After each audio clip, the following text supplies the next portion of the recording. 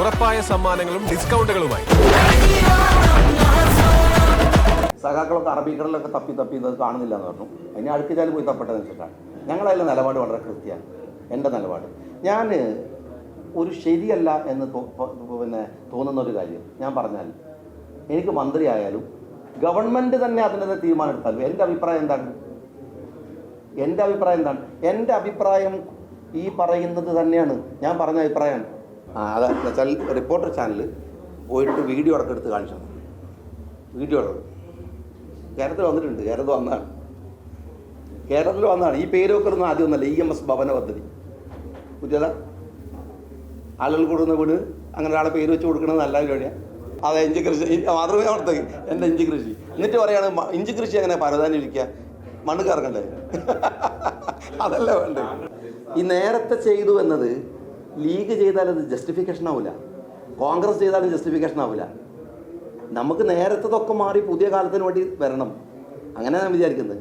അല്ലാതെ ലീഗ് ചെയ്യുന്ന കാര്യം നല്ലതെന്നല്ല ഞാൻ പറയണത്, കോൺഗ്രസ് ചെയ്യുന്ന കാര്യം നല്ലതെന്നല്ല. മോശമായി നമുക്ക് തോന്നുന്ന പുതിയ കാലത്തെ എല്ലാ പ്രവണതയ്ക്കെതിരെ നമ്മൾ നിന്നേ മതിയാവൂ. അല്ലെങ്കിൽ ഈ നാട്ടിലെങ്ങനെ എന്ത് മാറ്റാണ്ടാവുക? ഒന്നും ഉണ്ടാകാൻ പോകുന്നില്ല.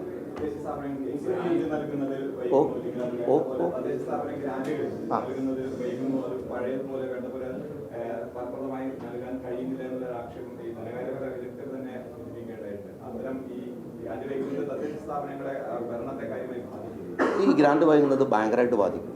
കാരണം ഇടതുപക്ഷ സർക്കാർ ചെറിയ ലാഗിങ് ഒന്നല്ല ഉണ്ടാക്കിയത്. മൂന്നാം കോടി നഷ്ടപ്പെട്ടു പോയത് ലാഗ് ചെയ്ത് പോയതുകൊണ്ടാണ്. ഞങ്ങൾ ഈ കൊടുത്ത പീരിയഡും കഴിഞ്ഞ നമ്മുടെ കിട്ടിയ പീരിയഡും നോക്കിയാൽ എത്രയോ നേരത്തെയാണ്. അതും ഞാൻ പറയണത് അതിനേക്കാൾ സ്പീഡ് കൂട്ടണം തന്നെയാണ്. ഗ്രാൻറ്റുകൾ പരമാവധി വേഗത്തിൽ കൊടുക്കാൻ ശ്രമിക്കണം. ഇടതുപക്ഷ സർക്കാർ കഴിഞ്ഞ 10 വർഷവും ഗ്രാൻറ്റുകൾ വൈകിച്ചു കൊടുത്തതിൻ്റെ ദുരിതമാണ് പഞ്ചായത്തുകൾ അഭിമുഖീകരിച്ചുകൊണ്ടിരിക്കുന്നത്. ഇനി അങ്ങനെ ഒരു പ്രശ്നം ഈ സർക്കാരിൻ്റെ അടുത്ത് വരാൻ പാടില്ല. ഞങ്ങൾ വന്നിട്ട് വന്ന ഉടനെ തന്നെ ഇത് കൊടുത്തു. ഒരു 3 മാസം ഒക്കെ ആവതേ ഉള്ളൂ. അതിനിടയിൽ ഞങ്ങൾ ഗ്രാൻറ്റുകൾ കൊടുത്തു കഴിഞ്ഞു. ഒന്നാം ഗഡു കൊടുത്തു. ഒന്നാം ഗഡു കഴിഞ്ഞ വർഷം കൊടുത്തതിനേക്കാൾ വേഗതയിലാണ് ഞങ്ങൾ കൊടുത്തത്.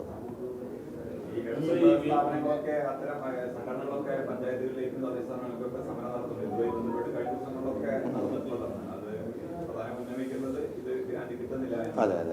അവർ AKG സെൻറ്ററിൽ പ്രതിപക്ഷ നേതാവ് താമസിക്കുന്നിടത്തൊക്കെ പോകേണ്ടത്. മൂന്നാം കൂട്ട് അദ്ദേഹം കൊടുക്കാതിരുന്നത്, ഞങ്ങളല്ല.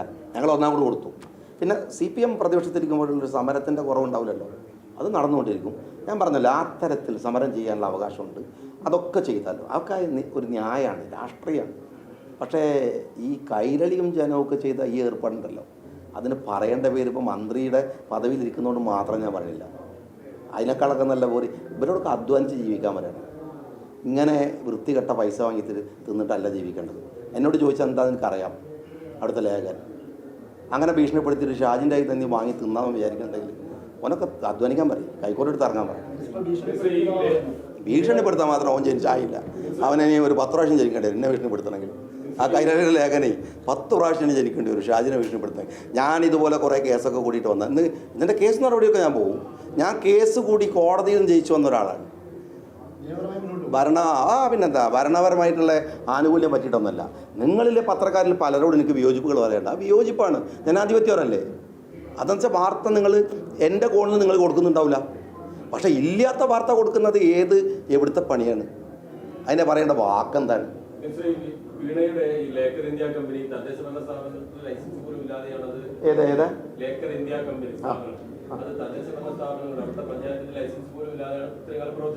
എവിടെ കില്ലല്? സൂപ്പർ. ഞാൻ അതിനറിയാം.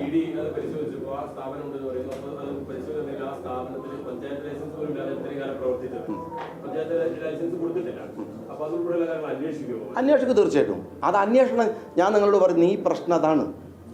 എനിക്കെതിരെ ഒരു ഇല്ലാക്കഥ കൊടുക്കുന്ന കൈരളിയുടെ ആ ഏർപ്പാടുണ്ടല്ലോ, ആ ഏർപ്പാട് ഇതാണ്. അന്വേഷിക്കും. ഞാൻ പറയണു, നാളെ മന്ത്രിസ്ഥാനത്ത് നിന്ന് പുറത്തിറങ്ങി പോകുന്ന അവസാന സെക്കൻഡ് വരെ ഞാൻ ഈ പണി എടുക്കും. അത് ഞാൻ എടുക്കുന്ന പണി 100% ശരിയാണെന്നുള്ളത് നമുക്ക് സംവാദം നടത്താം. ചിലപ്പോൾ നിങ്ങളെ കണ്ണിൽ ശരിയായിക്കോണമെന്നില്ല. പക്ഷേ എനിക്ക് ശരിയും തോന്നുന്ന കാര്യം ഞാൻ 1000 വട്ടം ഉറച്ചു നിൽക്കും. ഇതൊക്കെ അന്വേഷിക്കും. പഞ്ചായത്തുകളിൽ വേറെയും കളികളുണ്ട്. നിങ്ങളായിട്ട് സംസാരിക്കാൻ ഞാൻ സംസാരിച്ചുകൊണ്ടേ ഇരിക്കാത്തത് എന്താ ഒറ്റ കാര്യം കൊണ്ടാണ്. എനിക്കിത് പഠിക്കാനൊരു സമയമാണ്. വെറുതെ കയറി കുറേ അവകാശം പറഞ്ഞ് ഉന്നയിച്ചിട്ട് കാര്യമൊന്നുമില്ല. ഞാൻ അതിന് വേണ്ടിയൊരു സമയം എടുക്കുകയാണ്. സമയം എടുത്ത് നമ്മൾ കാണും, കുറച്ചും കൂടി വിശദമായിട്ട് കാണും. ഇഡിയുടെ വിഷയത്തിൽ ഇപ്പോൾ CPM പറയുന്നത് നേരത്തെ വീണ തൈക്കണ്ടിയിലെ കേസ് അത് ഇൻഡിവിജ്വലായിട്ട് അവർ നേരിട്ട് അതൊഴിലേക്ക് പോകുന്നത്. പക്ഷേ അത് ഉപയോഗിച്ചുകൊണ്ട് മുഹമ്മദ് റിയാസിലേക്ക് പാർട്ടിയെയും പിടിക്കാൻ ഇഡി ശ്രമിക്കുന്നു എന്നാണ്. അതുകൊണ്ട് ഇഡിക്ക് ലാഭമായ പ്രചാരണവും പ്രതിഷേധമായിട്ട് പാർട്ടി ഇറങ്ങുകയാണ്. എങ്ങനെയാണ് ഇതിനെ കാണുന്നത്? ഒന്നുമില്ല. വീണ എന്ന് പറയുന്ന ഒരൊറ്റ സ്ത്രീയാണ് ഇതൊക്കെ ചെയ്തത് എന്ന് പറയുന്നത് എങ്ങനെയാണ്? എന്താ പ്രിവിലേജ്? മുഖ്യമന്ത്രിയുടെ മകൾ, പൊതുമരാമത്ത് മന്ത്രിയുടെ ഭാര്യ അല്ലേ? ഈ പ്രിവിലേജ് അല്ലേ? അന്വേഷിക്കേണ്ടത് ആ പ്രിവിലേജാണ്. ഇപ്പം എൻ്റെ കുടുംബക്കാരൻ്റെ അഴിമതി നടത്തിയാൽ അവൻ്റെ കാര്യം, അവൻ എൻ്റെ സൗകര്യത്തെ കൺവീനിയൻസിനാണ് ഉപയോഗിക്കുന്നത്.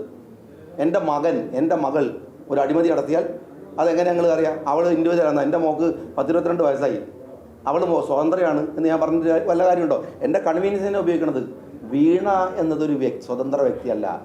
അവർ മുഖ്യമന്ത്രിയുടെ മകളായിരുന്നു 10 കൊല്ലം, പൊതുമരാമത്ത് മന്ത്രിയുടെ ഭാര്യയായിരുന്നു.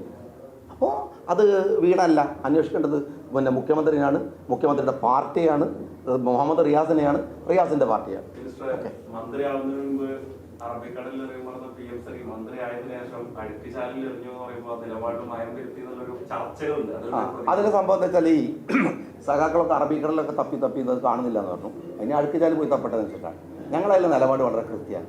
എൻ്റെ നിലപാട് ഞാൻ ഒരു ശരിയല്ല എന്ന് തോന്നുന്നൊരു കാര്യം ഞാൻ പറഞ്ഞാൽ, എനിക്ക് മന്ത്രിയായാലും ഗവൺമെൻറ് തന്നെ അതിനെതിരെ തീരുമാനം എടുത്താലും എൻ്റെ അഭിപ്രായം എന്താണ്? എൻ്റെ അഭിപ്രായം ഈ പറയുന്നത് തന്നെയാണ്. ഞാൻ പറഞ്ഞ അഭിപ്രായമാണ്. സെൻട്രൽ ഗവൺമെൻറ്റിന് ഗാന്ധിജി ഇറങ്ങി പോകുന്ന, നെഹ്റു ഇല്ലാതെ പോകുന്ന പാഠപുസ്തകങ്ങൾ പഠിപ്പിക്കാൻ പാടില്ല എന്ന് തന്നെയാണ്. അത് ഗവൺമെൻറ് അംഗീകരിച്ചു. ഞാൻ ക്യാബിനറ്റിൽ അംഗമാണ് എന്ന് വെച്ചിട്ട് ജനാധിപത്യത്തിൽ അഭിപ്രായ വിയോജിപ്പുകൾ എന്ന് പറയുന്നത് അവസാനിക്കണമെന്നില്ല. അല്ല, എതിർത്തിട്ടുണ്ടല്ലോ. ഞങ്ങൾ പറയും ആ കമ്മിറ്റി വരട്ടെ. ഞാനതാ പറയുന്നത്, കമ്മിറ്റിയുടെ റിപ്പോർട്ട് വരട്ടെ. എന്തിനാ ഞങ്ങൾ കാത്തിരിക്കുന്നല്ലേ? Discussion is going on. ഞാൻ പറഞ്ഞിട്ടുണ്ട്. കമ്മിറ്റിയിലോട്ട് കൊണ്ടുവന്നത് പോലും UDFന്റെ പ്രതിപക്ഷത്തായിരുന്ന സമയത്ത് പ്രഖ്യാപിത നിലപാടിന് വിരുദ്ധമല്ലേ സർക്കാരായി മാറിയപ്പോൾ? അല്ല, അതൊരിക്കലല്ല. പഴയ ഉപസമിതിയെയോ പഴയ സംവിധാനത്തെയോ വിശ്വാസമില്ലാതെ ഒരു ഗവൺമെൻറ്റിനും ഒരു സ്ട്രക്ചർ ഇല്ലാതെ ഒന്നിനും ചാടി കയറി നിൽക്കാൻ പറ്റും. രാഷ്ട്രീയത്തിൽ പ്രസംഗിക്കണമല്ല. ഗവൺമെൻറ്റിൽ നിൽക്കുമ്പോൾ മെഷീനറിയാണ്, സിസ്റ്റമാണ്, ലോ ഉണ്ട്, റൂൾസ് ഉണ്ട്. അപ്പോൾ അതങ്ങനെ പറ്റുള്ളൂ. അതിന് ഒരു കുഴപ്പമില്ല. ഗവൺമെൻറ് ഇത് കഴിഞ്ഞു. ഇത് കുറേ പറഞ്ഞതാണ്. നിങ്ങൾ എപ്പോൾ കണ്ടാലും എന്നോട് ചോദിക്കുക. അന്ന് മലപ്പുറത്ത് ചോദിക്കുമ്പോൾ പറയുന്നത് മറ്റേ ഒരാൾ പറഞ്ഞില്ല, നമുക്ക് വേറെന്തെങ്കിലും ചോദിച്ചിട്ട് പതുക്കെ നമ്മൾ ഇതിലേക്ക് കയറാന്ന് പറഞ്ഞ് എന്നെ സമീപിച്ച ആൾക്കാരുണ്ട്. ഇവനെ വേറെന്തെങ്കിലും പറയണം നമ്മൾ കേൾക്കില്ലാന്ന് നേരം. ഈ വേറെന്തോ ചോദിച്ചിട്ട് ഷാജിനെ ഇതിലേക്ക് കൊണ്ടുവരാന്ന് പറഞ്ഞു. അതൊക്കെ എനിക്കറിയാം. ആ ജാതി വിളവുകളൊക്കെ നമുക്ക് നന്നായിട്ട് അറിയാം. അതാ നിങ്ങൾ അറബിക്കടലിൽ നിന്ന് അടുക്കലേക്ക് ക്യാമറ ആയിട്ട് ചെയ്യാടാ. അതൊക്കെ ഇല്ലല്ല, ഒരിക്കലുമില്ല. നെവർ നിങ്ങളുടെ പ്രയോഗത്തിലെ തെറ്റുണ്ട്. നെവർ അവർക്കെതിരെ പറഞ്ഞു എന്നല്ല. അവരെന്തോ ആവട്ടെ, അവിടെ പോകുന്നതിനെ കുറിച്ചല്ല ഞാൻ പറഞ്ഞത്. ഞാൻ ഈ മേഖല മത്സരിച്ചു അല്ലേ? ഞാൻ മുഖ്യമന്ത്രി പോയത് എൻ്റെ അഭിപ്രായം മാറൂ. എന്താ വ്യത്യാസം? ഞാൻ പോയിന്നോ? ഞാൻ ഇവിടെ അല്ലേ മത്സരിച്ചത്. നിങ്ങൾ പലരും പലയിടത്തും പോയി കണ്ടല്ലോ. എന്നെ കണ്ടോ? ഒരു ഫോട്ടോ എടുത്തു കിട്ടിയ എല്ലാവരുടെയും ഇതും കാത്തുക്കാൻ പരിപാടിയല്ല.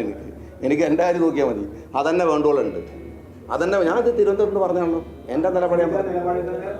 ഒരു സംശയമില്ല. നിലപാടുകളൊക്കെ തന്നെ.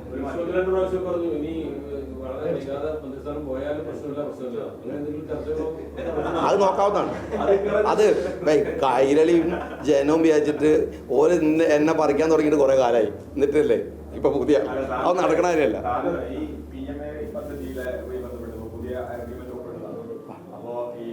പ്രധാനമന്ത്രിയുടെ ചിത്രം വീടിന് മുമ്പിൽ വയ്ക്കുകയും അതുമായി ബന്ധപ്പെട്ട എഴുത്തുകളെല്ലാം വീടിന് അതൊരു സൗജന്യമായ വീടാണെന്ന് തോന്നുന്ന വിധത്തിലേക്ക് വീണ്ടും പോകുമ്പോൾ ലൈഫിൽ സാധാരണ കഴിഞ്ഞ കാലങ്ങളിലൊന്നും അത്തരം അതൊക്കെ ഒഴിവാക്കിയിട്ടുണ്ടായിരുന്നു. വീണ്ടും അങ്ങനെ പോകുന്നത് അതൊരു ആത്മാഭിമാനത്തിന്റെ പ്രശ്നം തന്നെയല്ലേ? അങ്ങനെ പോയിട്ടുണ്ടായിരുന്നോ? ഇതുവരെ വന്നിട്ടില്ല. അറിയാത്തോണ്ടാണ്. കേരളത്തിൽ 1 ലക്ഷത്തിൽ ചില്ലാനം കൊടുത്ത വീടുകളുടെ മുകളിലൊക്കെ അതുണ്ടായിരുന്നു. നിങ്ങൾ എനിക്കറിയാത്തോണ്ടാണ് പെട്ടെന്ന് പത്രം ഏതാ അതാ വെച്ചാൽ റിപ്പോർട്ടർ ചാനൽ പോയിട്ട് വീഡിയോ അടക്കം എടുത്ത് കാണിച്ചു. വീഡിയോ അടക്കം കേരളത്തിൽ വന്നിട്ടുണ്ട്. കേരളത്തിൽ വന്നതാണ്. ഈ പേര് വെക്കുന്നൊന്നും ആദ്യം ഒന്നല്ല. EMS ഭവന പദ്ധതി പുതിയതാ. ആളുകൾ കൂടുന്ന വീട് അങ്ങനെ ഒരാളെ പേര് വെച്ച് കൊടുക്കുന്നത് നല്ല പരിപാടിയാണ്. ഈ PMCയുടെ വീട് വെച്ച 1 ലക്ഷത്തിൽ ചെല്ലാനും പദ്ധതിയുടെ പേര് മാത്രമാണ് ഞാൻ പറയുന്നത്. 1 ലക്ഷത്തിൽ, അതാണ് നിങ്ങൾ അപ്ഡേറ്റ് ചെയ്യാത്തൊരു പ്രശ്നമുണ്ട്.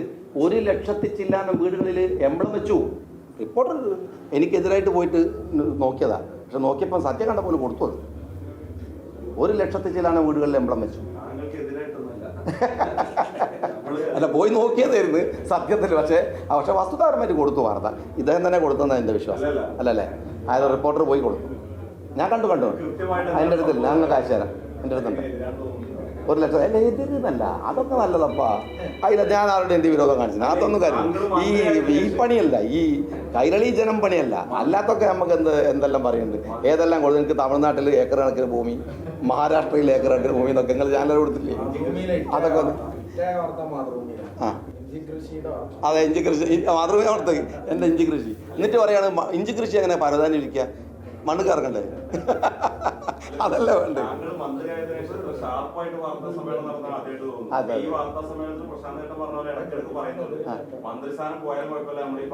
അതിനറിയോ, ഞാൻ എന്നെ തന്നെ സമാനിപ്പിക്കുകയാണ്. ആ പോയാൽ എന്താ? ഞാൻ എപ്പോഴും നമ്മളുടെ ഇതൊന്നും ഇല്ലാത്ത കാര്യത്തെ കുറിച്ചാണ്.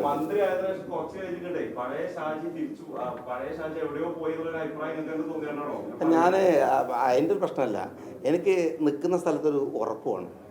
ദാറ്റ് മീൻസ് എനിക്കിതൊന്നും പഠിച്ചെടുക്കണം. ഒരു LSGD എന്ന് പറയുന്നത് ഒരു വാസ്റ്റ് ഏരിയയാണ്. ഞാൻ അതിൻ്റെ ഒരു ചെറിയ കാര്യം മാത്രം അങ്ങോട്ട് പറഞ്ഞത്. നിങ്ങളോട് പറയാൻ ഇനിയും കാര്യങ്ങളുണ്ട്, അത് പറഞ്ഞുകൊണ്ടേയിരിക്കും ഓരോ കാര്യങ്ങളും. ഇപ്പോൾ തന്നെ ഞങ്ങളുടെ സ്ട്രേ ഡോഗ്സിൻ്റെ വിഷയത്തിൽ ഞാൻ ആദ്യം വർത്തമാനം പറയാൻ നിന്നിട്ടില്ല. പക്ഷേ 11-ാം തീയതി സുപ്രീം കോടതിയിൽ കേസ് വരുന്നതിന് മുമ്പ് അതിൻ്റെ ക്ലിയർ പ്രോട്ടോകോൾ ഇറങ്ങാൻ പോവാണ്. പതുക്കെ കാര്യങ്ങൾ ചെയ്തു വരും. നിങ്ങൾ എൻ്റെ കുറേ റീലുകളൊക്കെ കണ്ടിട്ടുണ്ട് പണ്ട്, ഒക്കെ കുറവാണ്. അതില്ല, അതിനും അതല്ല കാര്യം.